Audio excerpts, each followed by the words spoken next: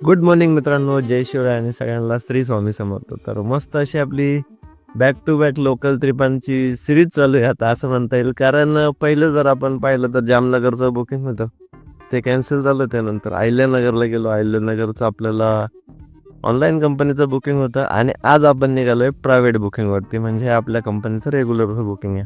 तर मस्तपैकी तुम्हाला याच्यातून बऱ्याचशा गोष्टी शिकायला भेटत असतील. कारण आपण जे ट्रान्सपोर्टरचं बुकिंग घेऊन गेलो ते कॅन्सल झालं.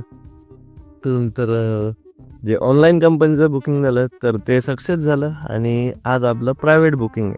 तर तुम्हाला ह्यामधून बऱ्याचशा गोष्टी समजल्या असतील की आपल्याला तिन्ही ठिकाणी चालून आपले बिझनेस वाढवायचे. तर चला मित्रांनो, आज आपण उरण इस्लामपूरला निघालं. 250 किलोमीटरचा हा वन साईड प्रवास असणार आहे. प्रायव्हेट बुकिंग असल्यामुळे बऱ्याचशा गोष्टी तुम्हाला क्लिअर करता येतील. तर व्लॉग शेवटपर्यंत नक्की बघा आणि आपले व्लॉग कसे वाटतात ते कमेंट करून नक्की सांगा. या क्षेत्रामध्ये मित्रांनो काम करत असताना आपल्याला तिन्ही पर्याय वापरणे तेवढेच गरजेचे.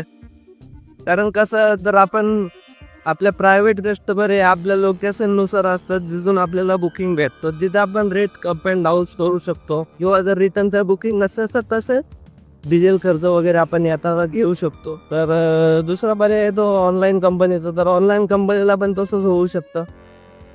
तुम्हाला तिकडून बुकिंग भेटतायत नाही भेटतायत तर हे टोटली डिपेंड असतं. जसं काल आपण लाचच्या ब्लॉकमध्ये तुम्ही पाहिलं असेल, अहिल्यानगरवरून आपल्याला एमटी यावं लागलं. तर हा एक इन्सिडन्स होऊ शकतो. आणि जेव्हा आपण लॉंग रूटला जातो तर तिकडे हे दोन्ही पर्याय एखाद्या वेळेस अवेलेबल नाही होत. त्यामुळे आपला ट्रान्सपोर्ट हा तिकडे कंपल्सरी लागतो. मग तिथून आपण त्या बुकिंगनुसार येऊ शकतो. म्हणून या क्षेत्रात जेव्हा काम करतो ना, त्यावेळेस आपल्याला ह्या तिन्ही गोष्टी फॉलो करणं तेवढंच गरजेचं आहे. त्यामुळे मित्रांनो, एका गोष्टीवरती डिपेंड राहू नका. म्हणजे जर तुम्हाला फक्त लोकल चालायचं असेल तर मग या दोन कंपन्या वापरू शकता, जसं ऑनलाईन कंपनी आहे किंवा मग तुमचे प्रायव्हेट कस्टमर आहेत. पण जर तुम्हाला लॉंग रूटच चालायचं आहे ना, मग तुम्हाला तिन्ही पर्याय ठेवणं तेवढंच गरजेचं आहे. जेणेकरून तुम्हाला तिकडं जास्त होल्डिंगचा टाइम वगैरे नाही लागणार. आपण याच्या अगोदर व्यवसाय वापरत नव्हतो आणि आत्ता जस्ट वापरायला लागलं. तर बघूया, त्याचा पण आपण पुरेपूर फायदा घेऊया. नवीन नवीन ब्लॉग तुम्हाला बघायला भेटतीलच की व्यवसायाचे आपण बुकिंग कशा उचलतोय किंवा मग त्याच्यावरतून आपल्याला किती फायदा करून घेता येईल. कारण आपण तेवढे पैसे लावलेत म्हटलं ते आपल्याला त्याचे ते वसूल करणं तेवढंही महत्त्वाचं आहे. तर पोचतोय मित्रांनो आपण कंपनीमध्ये. सध्या एमटी आहे. अरे वा, एक यूनिफॉर्म, दोन यूनिफॉर्म, मैं भी यूनिफॉर्म. तू यूनिफॉर्म में नहीं है, वो निशान सर भी यूनिफॉर्म में नहीं है. तर हे मशीन आणि एक पेटी आपल्याला फक्त घेऊन जायचं आहे. हां वही मावशी भी नाही आहे युनिफॉर्म में. तर चला मित्रांनो, हे लोडिंग करून घ्यायचं. एवढं लोडिंग करूया. हां हां हां, बोलो बोलो बोलो बोलो बोलो बोलो. अरे अरे अरे अरे, आमचे बॉडी बिल्डर.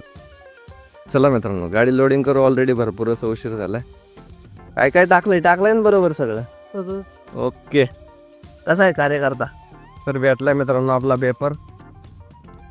निघूया आता. चला आऊ घ्या, लवकर येतो. तर चला मित्रांनो, निघूया आता. आपली ती जर्नी सुरू करूया. डिझेल पण भरायचंय, तर थोडं पुढं जाऊन डिझेल पण भरून घेऊ. पंप आहे बाजूलाच.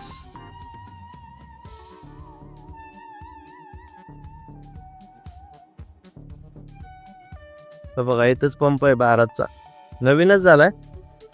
त्याचं डिझेल भरून घेऊ लगेच आणि मग पुढे जाऊ.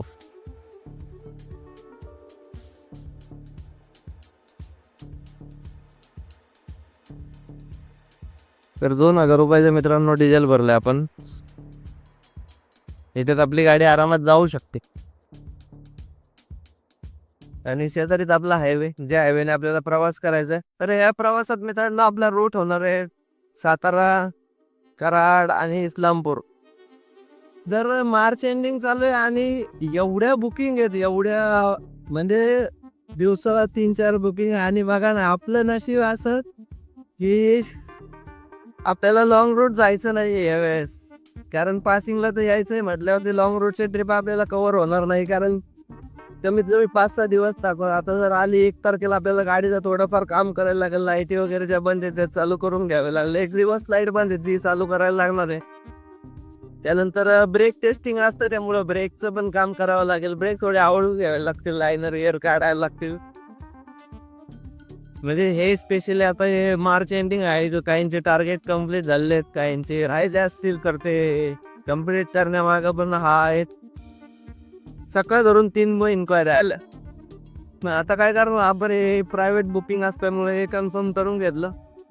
मार्च एंडिंग असल्यामुळे बिलं पण सबमिट करायची असतात, तर बिलं पण सबमिट करून दिले. आता कंपनीत गेलो होतो तर ते सगळ्या गोष्टी म्हणजे आपल्याला आपल्या साईडने पूर्णच करावे लागतात, कारण बऱ्याच कंपन्यांना बिलिंग सुद्धा लागतं. म्हणून आपलं एक स्वतःचं बिल बुक असणं पण तेवढंच गरजेचं आहे आणि आपल्याकडे ट्रॅक असणं पण तेवढंच गरजेचं आहे. जर आपण ट्रान्सपोर्ट बिझनेसमध्ये असाल तर काही जण वहीमध्ये अपडेट करतात, काही ऑनलाईन ॲप्लिकेशन आहेत ज्याच्यामध्ये खाता बुक सारखे किंवा मग तुमचं डेलीचं कॅश मेंटेन किंवा मग तुमचं असे बरेचसे ॲप्लिकेशन्स पण आहेत ऑनलाईन, ते तुम्हाला भेटून जातील.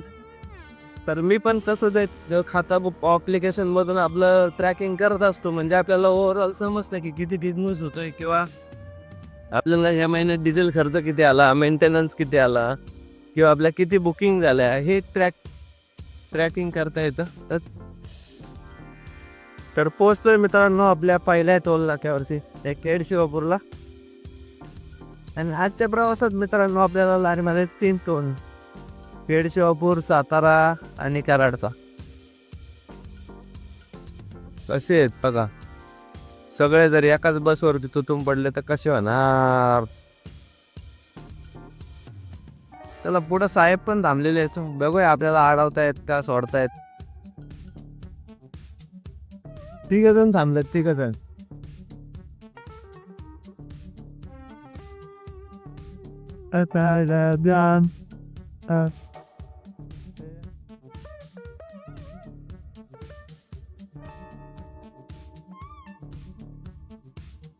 बोला की कराड.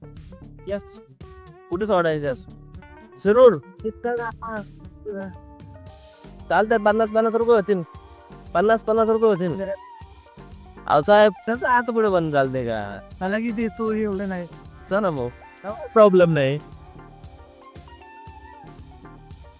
पैसे देणार पण नव्हते ती जोड काय केलं आहे हो हाय यार मग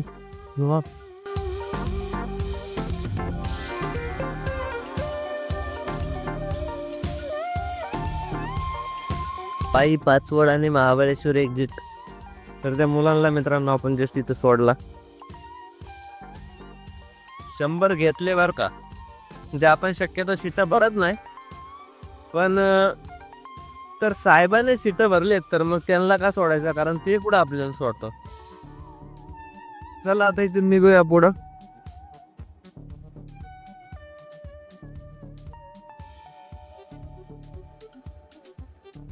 तर शक्यतो आपण मित्रांनो सीटं कधी भरत नाही बरं का. आता तर साहेबानेच एवढा आग्रह केलता तर सुट्टी काय द्यायची. आपला जेवणाचा खर्च तर निघतो. पूर्ण रस्त्यात काम चालू असल्यामुळं भरपूर असा वेळ जातो इकडं. तर किती वर्ष लागतील या रस्त्याला कंप्लीट व्हायला माहित नाही. तर किती वर्ष झाले हा चालू आहे हे पण माहित नाही. आता असं विसरून गेले लोक की नाही हे काय लवकर होणार नाही. तेव्हा आहे ते दिवस बरे आहेत, आपला प्रवास करत राहा, फक्त जरा जपून करत राहा, एवढं डोक्यात ठेवतात आणि प्रवास करतात. मित्रांनो शेजारी तुम्हाला आता एक आयशरचा ट्रक दिसत असत, आणि या आयशरच्या ट्रकची मित्रांनो हाफ बॉडी बांधलेली आहे, वरतून बॅरिकेड वगैरे टाकलेले आहे, बरोबर ब्रॅकेट मारलेले आहेत किंवा पूर्ण बॉडी बांधलेली आहे. त्यामुळं ज्यावेळेस गाडीचं वजन काउंट होतं त्यावेळेस टोटल बॉडीचं वजन काउंट होतं. आणि पिकअपची बॉडी किंवा इंट्राची बॉडी किंवा मग दोस्टची बॉडी जर पाहिली तर आपल्याला हाफ बॉडी गाड्या भेटतात. आणि हे वजन आपल्याला ज्यावेळेस बॉडी बांधायची त्यावेळेस आपलं एक्स्ट्रा वजन गाडीच्या बॉडीमध्ये लागतं. म्हणजे सरासरी एक 1200, 1300, 1500 आणि 2 टन अशा जर पिकअपची रेंज आहे वजनाची, तर त्यातलं वजन हे ॲडिशनली 200-300 किलो वाढून जातं. आपल्याला ज्यावेळेस बुकिंग घेताना मग ते 1 टनाच्या पासिंगवरती, आता जर आपल्या गाडीचं जर वजन पाहिलं तर फक्त 800 किलो पास करते, आणि गाडीच्या RC वरती वजन येतं 1200 किलो पासिंगचं. तर हा एक बराच मोठा फरक पडतो बरं का. त्यामुळे महिंद्राने पण या गोष्टीचा विचार करायला पाहिजे. आता दोस्त आणि इंट्रामध्ये तर बऱ्यापैकी भेटतातच, पण महिंद्राने पण या गोष्टीचा विचार करायला पाहिजे की बॉडी बांधून गाडी द्या. म्हणजे ॲटलिस्ट आमचा ते वजनाचा खर्च म्हणजे 30-40 हजार रुपये बॉडी बांधायचा खर्च आहे, प्लस वरती 200-300 किलोचं ते मटेरियल वाढल्यामुळं ते पण वजन कमी होऊन जातं. तर हा विचार नक्कीच आता छोट्या सेगमेंटमधल्या गाड्यांनी पण केला पाहिजे की देतानाच फुल बॉडी बांधून द्या 6 फूट हाईटची, म्हणजे गाडीला टेन्शन नाही राहणार किंवा वजनाचा पण काही प्रॉब्लेम नाही येणार. तर पोचले मित्रांनो आपण कराडच्या टोल नाक्यावरती आणि इथून अजूनही आपलं अंतर दाखवते 40 किलोमीटर.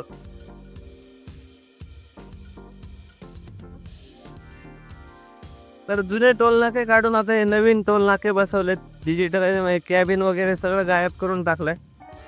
पहिले रस्ते तर कम्प्लीट करा यार, नुसतेच टोल वसूल करतात. काय गव्हर्नमेंटचं टोल बाबत नियोजन असेल ते काय माहित नाही. बघा जुना टोल होता जो की तोडून टाकलाय,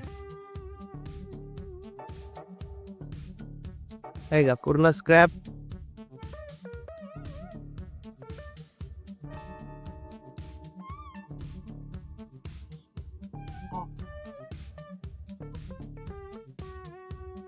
काल ज्यावेळेस आपण 150 किलोमीटरचं अंतर होतं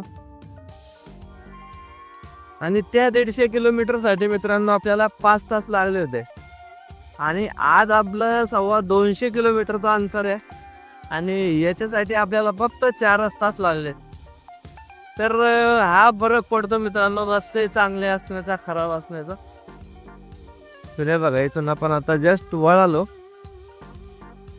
आणि आता हा रोड घेऊन जाईन आपल्याला कापूसखेड. इथून 3 किलोमीटर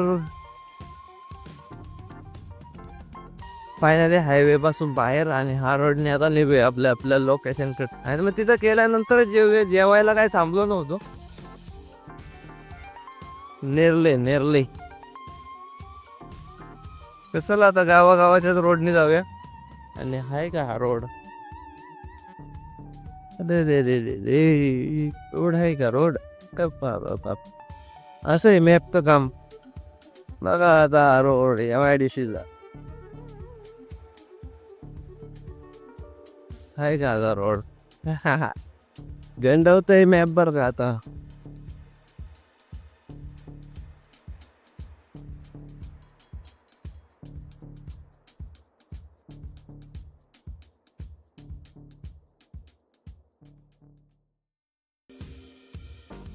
चालेल मित्रांनो आपली गाडी खाली. आता मस्तपैकी जेवण करून घेऊ.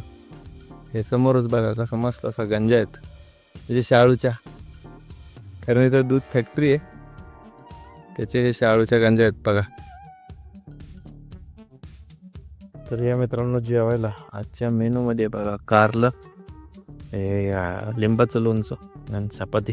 तर या जेवण उरकूया आता. इकडून बुकिंग भेटणं थोडं अवघड आहे, कारण हे लोकेशन थोडं वॉर्ड साईडला येतं. नादड कोल्हापूर आहे, नादड कराड पण आहे. जरी मध्ये जी MIDC आहे तरी शोधू काही भेटतंय का. दुपारती वगैरे जर असेल तर ते घेऊ, नाहीतरी एमटी जाऊ, कारण ऑप्शन काहीच नाही आहे. आता 4 वाजायला आले आणि 4 वाजता आपण जेवतोय, तर बघूया काय आहे का शिल्लक बुकिंग. आपल्याला काही रिटर्नला अजूनही बुकिंग भेटलं नाही, आणि 4:30 वाजून गेलेत म्हटल्यावरती भेटण्याची पण काही अपेक्षा नाही आहे. ग्रुपवरती चेक केलं व्हॉट्सअपला वगैरे, किंवा व्हील्साईला पण काही दिसलं नाही. म्हणलं मग आता ऑप्शन नाही आपल्याकडे, तर इथून MT जावं लागू शकते. तर चला मित्रांनो आपली रिटर्न जर्नी सुरू करूया. थांबून आज टाइमपास करण्यापेक्षा प्रवास करत करत आपला रिटर्नचा प्रवास सुरू करूया. तर इथपर्यंत येताना मित्रांनो सकाळी 2000 रुपयाचं डिझेल भरलं होतं, आणि आपल्याला येताना 3 टोल लागले. एक तिथं अजून भरपूर असं डिझेल शिल्लक आहे, बघू शकता. अजून अर्ध्याला टँक जस्ट खाली आलाय. म्हणजे या डिझेलमध्ये आपली गाडी पुण्याला तर नक्कीच जाईल, पण तरी पण पुण्याच्या जवळपास घ्यावं तर टॉपअप थोडाफार करता येईल. तर एवढाच या ट्रिपचा खर्च होता, आणि प्रायव्हेट बुकिंग असल्यामुळं याचा रेट काही मी सांगणार नाही आहे. तर तुम्हाला ऑलरेडी मी कसे प्रायव्हेटचे रेट घ्यायचे याच्याबद्दल गायडन्स केलं आहे, तर समजू शकताय. म्हणजे जे रेग्युलर या लोकल ट्रिप 300 किलोमीटरचा बिझनेस करत असतील तर त्याच रेंजमधला मी पण रेट घेतला. तर चला बघूया काय भेटलं तर चालू ठीक, नाहीतर मग एम टी पुणा.